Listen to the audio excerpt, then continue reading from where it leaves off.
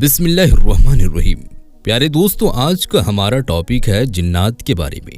آپ نے جناتوں کے بارے میں اکثر سنا ہوگا اور کچھ نہ کچھ پڑھا بھی ضرور ہوگا، نہیں تو کہانیوں میں جناتوں کے بارے میں پڑھا اور سنا تو ضرور ہی ہوگا کہ کہیں کوئی جنات کسی شہزادی کو اٹھا کر لے جاتا ہے تو کہیں کسی کو کچا چبا ڈالنے کی بات کرتا ہے۔ بہت سے لوگوں کو ایسی کہانیاں پسند ہوتی ہے جن میں جنات وغیرہ کا ذکر ہو۔ تو آئیے آج ہم اس عجیب و غریب مخلوق کے بارے میں بہت سی ایسی باتیں جانیں گے جو اس سے پہلے آپ نے کبھی نہیں سنی ہوگی۔ دوستوں، بہت سے لوگ جنات کے وجود سے انکار کرتے ہیں۔ حقیقت میں وہ کم علم ہے، کیونکہ قرآن و حدیث میں نہ صرف ہمیں ان کے وجود کے بارے میں پتہ چلتا ہے بلکہ ان کے بارے میں اللہ پاک کے احکام کا بھی پتہ چلتا ہے، اور یہ بھی پتہ چلتا ہے کہ اللہ پاک نے اس مخلوق کو کس چیز سے بنایا، اس کی غذا کیا ہے اور یہ کیا کرتا ہے۔ جنات کی بناوٹ اللہ پاک نے قرآن پاک میں سورہ رحمان کی آیت نمبر 15 میں فرمایا، انسان کو اس نے ٹھیکرے جیسے سوکھے سڑے گارے سے بنایا اور جنات کو آگ کی لپٹ سے پیدا کیا، مگر وہ آگ جلتی ہوئی آگ نہیں ہے، بلکہ جس طرح انسان کو اللہ نے مٹی سے بنایا مگر وہ مٹی معلوم نہیں ہوتا، یعنی انسان کا مادہ اللہ پاک نے مٹی سے پیدا کیا، اسی طرح جنات کا مادہ اللہ پاک نے آگ سے پیدا کیا۔ دوستوں، اگر جنات جلتی ہوئی آگ ہوتے تو ہمارے گھروں میں ان کے آ جانے سے آگ لگ جاتی۔ دوستوں، جنات بھی انسانوں کی طرح مختلف مذاہب پر ایمان رکھتے ہیں، ان میں بھی مسلم، عیسائی، یہودی اور دیگر مذہب پر ایمان رکھنے والے موجود ہیں۔ اس کے ساتھ ساتھ ان کی بہت سی نسلیں ہیں۔ جنات کہاں رہتے ہیں؟ دوستوں، جنات جنگلوں، بیابان، ویرانے اور پہاڑوں کے علاوہ شہروں، بازاروں، قبرستانوں اور باغوں میں رہتے ہیں، اور سب سے بڑھ کر ان کا ڈیرا اس گھر میں ہوتا ہے جس گھر میں بغیر بسم اللہ پڑھے داخل ہوا جائے۔ اس کے علاوہ وہ بیت الخلاء جیسی گندی جگہ پر رہتے ہیں، اسی لیے بیت الخلاء میں دعا پڑھ کر جانا چاہیے۔ جنات کیا کھاتے ہیں؟ حدیث میں آتا ہے کہ جنات ہڈیاں کھاتے ہیں۔ ہمارے کھانے کے بعد اللہ کی قدرت سے ہڈیوں پر ان کے لیے ہی گوشت لگ جاتا ہے۔ مومن جناتوں کو صرف وہ ہڈی کھانے کی اجازت ہے جس پر بسم اللہ پڑھی گئی ہو، باقیوں کو دوسرے جنات کھاتے ہیں۔ اس کے علاوہ بسم اللہ پڑھے بغیر یا الٹے ہاتھ سے کھانا کھایا جائے تو جنات اس میں شریک ہو جاتے ہیں۔ دوستوں، بے شک اللہ پاک نے جنات کو بہت زیادہ طاقتور بنایا، اور یہ وہ ہر کام آسانی سے کر لیتے ہیں جو انسان کے بس کی بات نہیں۔ مثلاً بھیش بدل کر انسان یا کسی جانور کی شکل اختیار کر لینا، بھاری سے بھاری چیز کو چند لمحوں میں ایک جگہ سے دوسری جگہ پہنچا دینا، دور دراز سے خبریں لانا، جس کام کو انسان سالوں میں کرتا ہے اسے جنات دنوں میں کرتے ہیں۔ بعض لوگ جنات اور فرشتے کو ایک ہی مخلوق سمجھتے ہیں۔ فرشتے نور سے بنائے گئے ہیں جبکہ جنات کو آگ سے پیدا کیا گیا ہے۔ جنات کو انسانوں کی طرح اختیار ہے، جو چاہے نیکی اختیار کرے یا چاہے تو بدی اختیار کرے، جبکہ فرشتوں کو یہ اختیار نہیں، وہ صرف وہی کام کرتے ہیں جن کاموں کو اللہ کی طرف سے انہیں حکم دیا جاتا ہے۔ فرشتے نہ کھاتے ہیں نہ پیتے ہیں اور نہ ان کی کوئی اور قسم کی خواہشات ہے، جبکہ جنات کھاتے پیتے ہیں اور خواہشات رکھتے ہیں۔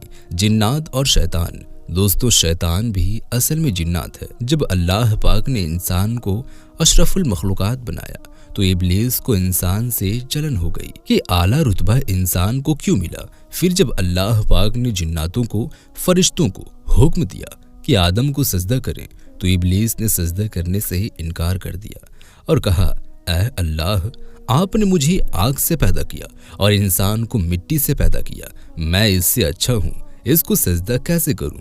اس دن اللہ پاک نے اس کو اپنے دربار سے بھگا دیا، اور اس دن سے آج تک اس کو شیطان یعنی سرکس اور متکبر کہا جاتا ہے۔ جنات اور انسان، دوستوں انسان کو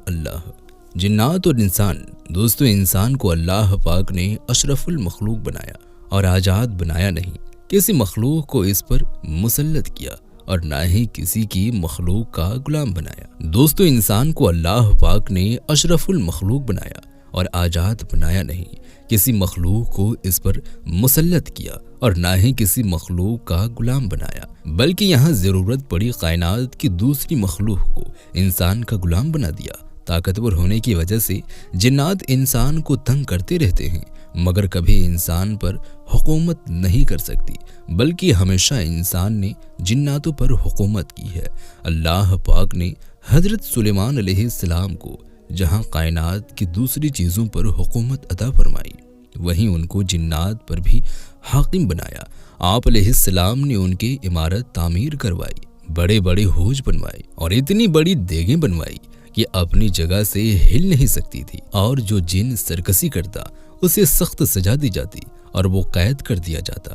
یہی وجہ ہے کہ آج بھی آپ علیہ السلام کا رعب قائم ہے اور جنات آپ کا نام سن کر کانپ جاتے ہیں۔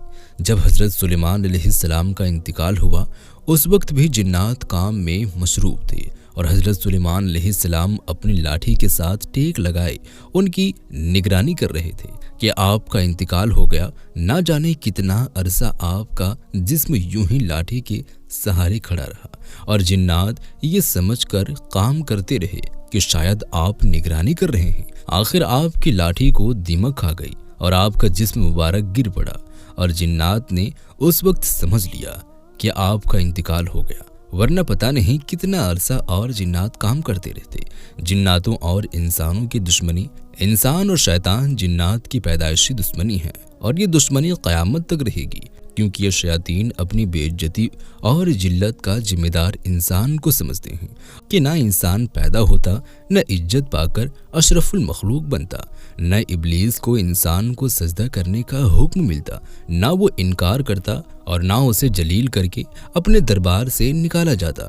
ہمیشہ کی دشمنی نبھانے کے لیے شیطان جنات نہ صرف انسان کو ذہنی اور جسمانی تکلیف پہنچاتے ہیں، بلکہ حد تو یہ ہے کہ انسان کو اپنے رب اور دین سے بھی پھیرنے کی کوشش کرتے ہیں، تاکہ نہ انسان دنیا کا رہے اور نہ آخرت کا۔ شیطانوں کی لشکر انسان کو سیدھے راستے سے ہٹانے کے لیے شیطان جنات بڑے معجم انداز میں کام کرتے ہیں۔ اس کام کے لیے شیطان نے باقاعدہ فوجیں بنائی اور اپنا تخت سمندر پر بچھایا۔ یہاں باقاعدہ ان کی میٹنگ ہوتی ہے اور شیطان جناتوں کا سردار ابلیس لعین اپنے چیلوں کو نئے نئے حکم دیتا ہے، اور یہ بھی غور کیا جاتا ہے کہ آدم کی اولاد کو کس کس طرح تباہ کیا جا سکتا ہے۔ ان جلوسوں میں اچھی کارگزاری سنانے والوں کو ابلیس اپنے پاس بٹھاتا ہے اور ان کی تعریف کرتا ہے۔ جناتوں کی شرارتیں، دوستوں، شیطان جنات انسانوں کی پیدائشی دشمن ہے اور انسان کو ذہنی اور جسمانی طور پر طرح طرح سے تنگ کرتے ہیں۔ مثال کے طور پر انسانوں کو راستے سے بھٹکانا، گھروں میں راتوں کو آگ لگانا، موت کے وقت کلمہ پڑھنے سے روک دینا، نماز میں تنگ کرنا، دلوں میں وسوسے پیدا کرنا، خواب میں انسان کو تنگ کرنا، انسان پر سوار ہو جانا، انسان کی ضرورت کی چیزوں کو چوری کرنا اور انسان کو تنگ کرنے کے لیے اس کی چیزوں کو ادھر ادھر کر دینا، انسان کو رکھی ہوئی چیزیں اور ان کے کاموں کو بھلا دینا، خاص کر نیکی کے کاموں کو، اور انسانوں میں بدگمانی پیدا کر کے آپس میں لڑا دینا۔ جناتوں کی بے بسی، اللہ تعالیٰ نے جہاں جناتوں کو انسانوں سے کہیں زیادہ عجیب و غریب صلاحیتوں سے عطا فرمائی ہیں، وہیں ان کے لیے ایک حد مقرر فرما دی ہے کہ جو اس حد سے آگے جانے کی اجازت نہیں، اور وہاں پر آ کر وہ بے بس ہو جاتے ہیں۔ اللہ پاک نے معجزات صرف انبیاء کرام کو عطا فرمائے۔ جنات معجزہ نہیں دکھا سکتے، جنات آسمان کی خبریں نہیں لا سکتے، جبکہ پہلے جنات کو یہ اختیار حاصل تھا کہ آسمان سے باتیں سن کر زمین پر آ کے انسانوں کو کہتے تھے۔ آج یہ بات ہونے والی ہے، اور جب وہ کام ہو جاتا تو انہیں گمراہ کر دی اور اللہ پاک سے دور کر دے اور ان سے کہتے، دیکھو ہم نے تمہیں بتایا تھا نا۔ مگر اب اللہ پاک نے آسمان کی تاروں کی ذمہ داری لگا دی۔ جو شیطان کو آسمان کی طرف آتا دیکھ ان کا پیچھا کرتے ہیں اور انہیں واپس بھگا دیتے ہیں، جس کا ذکر سورہ جن میں بھی آیا ہے۔ یا اللہ، یہ اللہ کا انسانیت پر احسان ہے کہ جناتوں کو ان باتوں پر اختیار نہیں، ورنہ یہ انسانوں کو معجزے دکھا کر، آپ علیہ السلام کی صورت دکھا کر، یہ آسمانی باتیں بتا کر گمراہ کرتے۔ تو دوستوں، ये थी जिन्नातों से जुड़ी अहम बातें। उम्मीद करते हैं आपको ये इन्फॉर्मेटिव वीडियो पसंद आई होगी। अल्लाह पाक से यही दुआ है कि अल्लाह पाक हम सबको शैतान के शर से महफूज फरमाए और हमें नेकी के राह पर चलने वाले बनाए। उम्मीद करते हैं वीडियो पसंद आई होगी। वीडियो अगर आपको पसंद आई हो तो इस वीडियो को अपने दोस्तों अहबाबों में ज़्यादा से ज़्यादा शेयर करें। मिलते हैं एक और नई वीडियो के साथ, तब तक के लिए खुदा हाफिज।